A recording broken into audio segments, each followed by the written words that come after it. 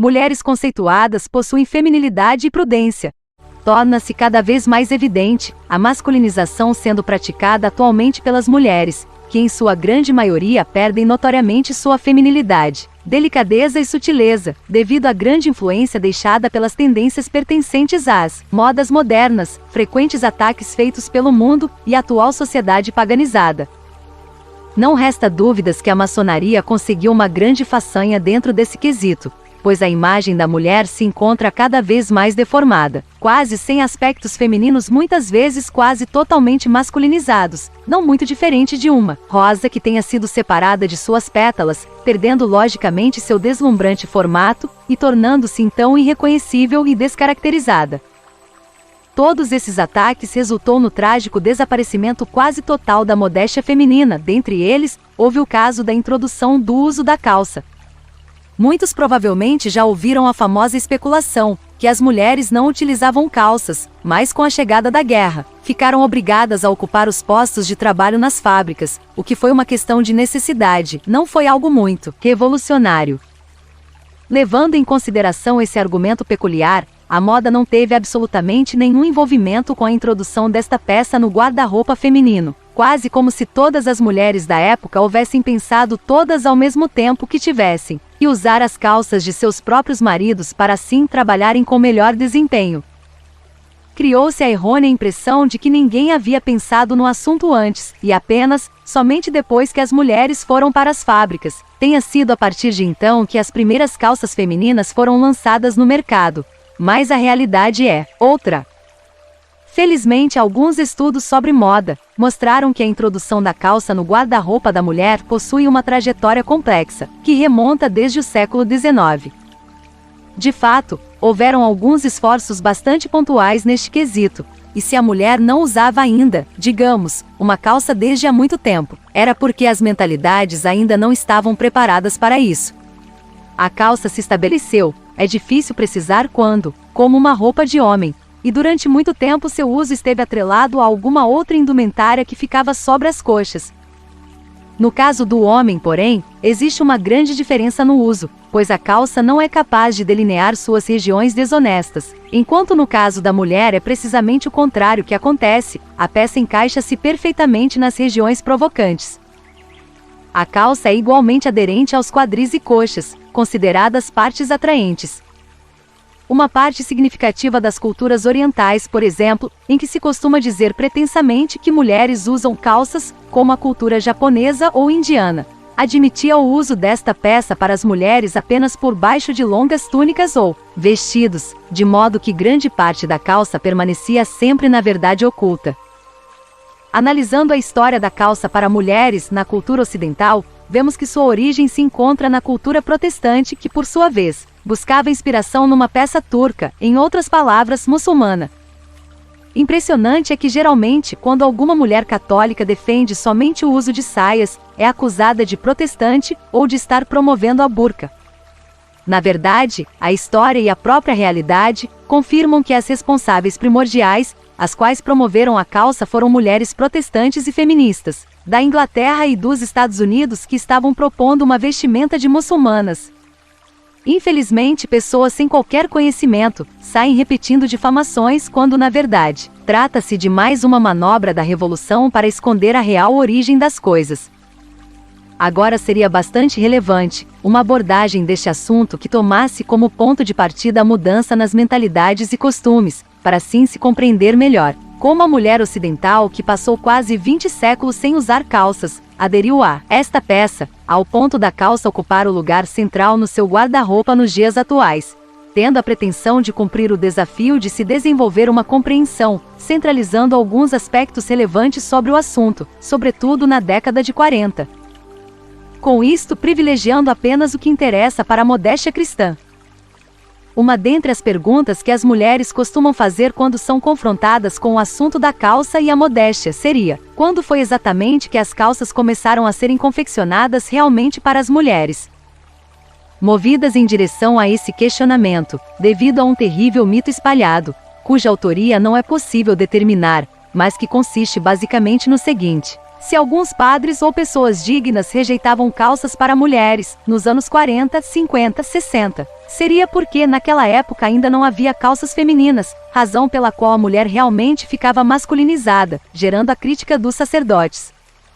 Na verdade, costumam-se dizer que o primeiro modelo de calça feminina havia sido lançado em 1909, por Paul Poiret.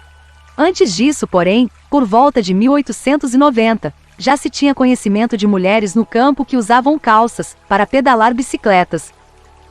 De qualquer forma, era inegável todos os esforços da moda que desde o início do século XX, e portanto, de acordo com seus próprios interesses, procurava lançar a calça feminina. Com a Primeira Guerra Mundial, algumas mulheres já começavam a ocupar os postos das fábricas, algo que se intensificou na Segunda Guerra. Mas ao contrário do que se poderia pensar, os modelos de calças para mulheres lançados nesta época eram, na sua maioria, calças de passeio, visando atender uma vida feminina mais livre. A mulher agora tinha uma dose maior de independência, liberdade para circular sozinha pelas ruas e participar de atividades esportivas. Nos anos 20, ninguém expressou melhor este sentimento do que a estilista Coco Chanel. Mais do que um pretenso caso de necessidade por conta do trabalho, a calça no guarda-roupa feminino começou a se estabelecer devido a um novo planejamento, projetado para modificar o cotidiano da mulher, exatamente por causa de uma nova idealização do que a mulher poderia fazer com o tempo que tinha disponível: festas, passeios, clubes, esportes. As roupas, então, visavam estimular este novo estilo de vida, bem diferente do que sempre se concebeu para a mulher, cuja ocupação central era ser mãe, esposa e dona de casa. Nos anos 20, a calça de Chanel para passeio, inspirada nos marinheiros, foi aderida por muitas mulheres, influenciadas pelas atrizes famosas. Calças haviam sido usadas pelas mulheres mais antenadas e conscientes da moda nos anos 20, mas nos anos 30 elas eram mais aceitáveis e mais amplamente adotadas. Em certo sentido, costumam-se também afirmar que a calça no guarda-roupa feminino se estabeleceu devido à pressão feminista, apesar do óbvio. É algo notório que a intenção não se trata de abordar sobre o movimento feminista com mulheres saindo pelas ruas com placas nas mãos, completamente panfletárias. Lógico que existe muitas coisas em comum entre Coco Chanel e Margaret Sanger, mas não se trata de afirmar que as mulheres na primeira metade do século XX estavam todas divididas entre feministas e não feministas, cabendo às primeiras o uso de calças. Como devidamente esclarecido, era uma questão de mentalidade, uma questão profunda, que pode ter começado possivelmente nos meios ideologizados e acadêmicos, mas que terminaria por afetar toda a sociedade. Então seria através de todo esse panorama que se decifraria o enigma. Quando foi que as calças femininas começaram a surgir? Unicamente porque é necessário difundir essa verdade. Em certo sentido, as tais calças femininas, ou seja, a peça projetada exclusivamente para mulheres, passaram a ter existência desde o lamentável momento que mulheres começaram a usá-las. Não foram preciso décadas até que algum modista tivesse a ideia absurda de lançar uma calça no formato do corpo feminino. Seria justo dizer que a calça masculiniza não apenas porque algumas mulheres na década de 40 de fato usavam as peças de seus maridos, ou também porque a calça, numa mulher, não poderia ser dissociada do fato de que culturalmente foi uma peça estabelecida para o homem. Mais do que isso, ela retira totalmente de cena o formato que sempre, apesar das variações de tamanho, forma, volume, esteve atrelado à mulher, que seria a saia ou vestido. A calça para a mulher é masculinizante por sua própria concepção, é bastante comum encontrar, entre textos de bispos, padres e pessoas piedosas do século XX, sobretudo até meados da década de 70, a referência à calça para a mulher como sendo uma roupa de homem. O cardeal Seri, nos anos 60, havia escrito um documento sobre o assunto condenando o uso de tais roupas de homens para mulheres, esclarecendo que estas são as calças masculinas. Essa crítica não significava que as mulheres, e ainda mais nos anos 60, quase 20 anos depois do fim da guerra, usavam literalmente as calças da seção masculina. Calças masculinas, trajes de homem, sempre foram maneiras de se referir ao uso da calça, independente de como ela fosse, por parte da mulher. Nos anos 40, de fato as mulheres fizeram uso dos uniformes masculinos nas fábricas, mas como sabido, essa estava longe de ser a única realidade. A moda, que vinha desde os anos 20 lançando calças despojadas para as mulheres usarem no dia a dia, oferecia uma infinidade de modelos de calças femininas. Nos anos 40 para diversas ocasiões. Havia-se vestidos típicos nos anos 40, e no mesmo período já havia existência de calças. Basta-se verificar, comparar e perceber como a calça delineia o corpo da mulher, mesmo sendo um modelo relativamente folgado. Por volta de 1941, a calça já havia se tornado uma peça aceitável para a mulher. Era aceitável do ponto de vista da sociedade em geral, o que não significa que não houveram críticas e resistências. Muitas foram as mulheres que se recusaram a usar calças e que realizavam campanha para evitar seu uso, mas do ponto de vista da mentalidade da época, já estava estabelecido. No entanto, os sacerdotes continuavam condenando o uso da calça para a mulher, como o caso de São Pio de Pietrelcina, o qual negava comunhão a mulheres de calças e as expulsava sistematicamente de seu confessionário. O que ele não diria do atual uso de calças, as quais pioraram bastante, ficando cada vez mais imoral? A separação entre os ditos modelos masculinos e femininos de calças sempre foram por si só contraditórias.